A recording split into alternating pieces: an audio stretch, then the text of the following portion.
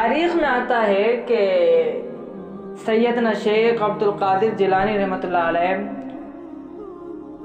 اپنے وقت کے ایک بہت بڑے اللہ کے ولی گزرے ہیں. تو فرماتے ہیں کہ میں رات کو تنہائی کے لیے اپنے گھر سے دور جنگلوں میں جا کے عبادت کیا کرتا تھا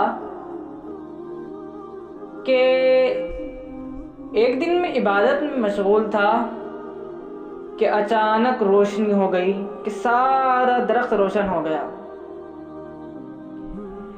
میں اسی سوچ میں تھا اور میں نے سلام پھیرا تو اچانک آواز آئی کہ عبد القادر، تم نے ہماری اتنی عبادت کی ہے، اتنی فرما برداری کی ہے، اتنی مشقت برداشت کی ہے کہ آج کے بعد سے ہم نے تم پہ سارے فرائض معاف کر دیے. تو سمجھ گئے. انہوں نے کہا کہ لا حول ولا قوت الا باللہ، اعوذ باللہ من الشیطان الرجیم. انہوں نے کہا کہ اللہ نے اپنے انبیاء پہ فرائض معاف نہیں کیے، مجھ پہ معاف کیسے کر دیے؟ تو اب شیطان ظاہر ہوا اور اس نے اب دوسرا داؤ استعمال کیا. کہتا ہے کہ عبد القادر، تم صرف عابد نہیں ہو، تم ساتھ عالم بھی ہو، تو اس کی وجہ سے تمہارے علم نے تمہیں بچا لیا. تو انہوں نے کہا کہ مجھے بیوقوف سمجھتے ہو؟ پھر انہوں نے دوبارہ پڑھا لا حول ولا قوت الا باللہ، اعوذ باللہ من الشیطان الرجیم. انہوں نے کہا کہ مجھے میرے علم نے نہیں بچایا، مجھے میرے اللہ نے بچایا ہے. کہ علم اگر بچاتا ہوتا تو علم تمہیں نہ بچا لیتا. تم شیطان، تم ابلیس کس سے بن گئے؟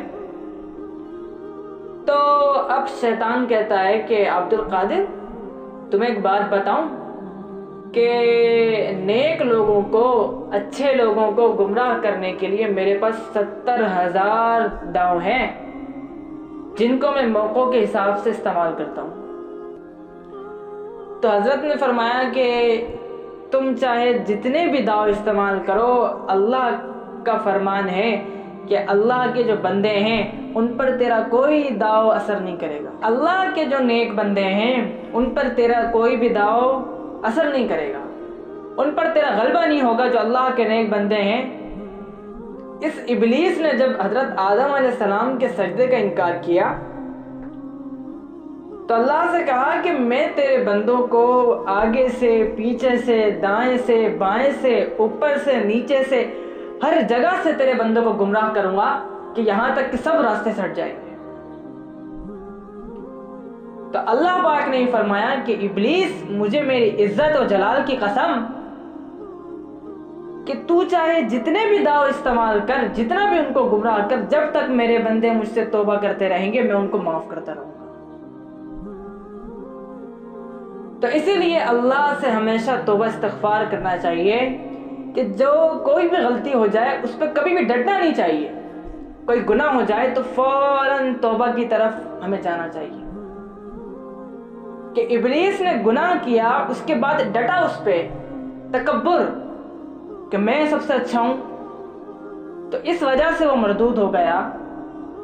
تو جو اللہ کی نافرمانی اگر کر لے تو جیسے ہی توبہ کرے اللہ فوراً معاف کر دیتا ہے.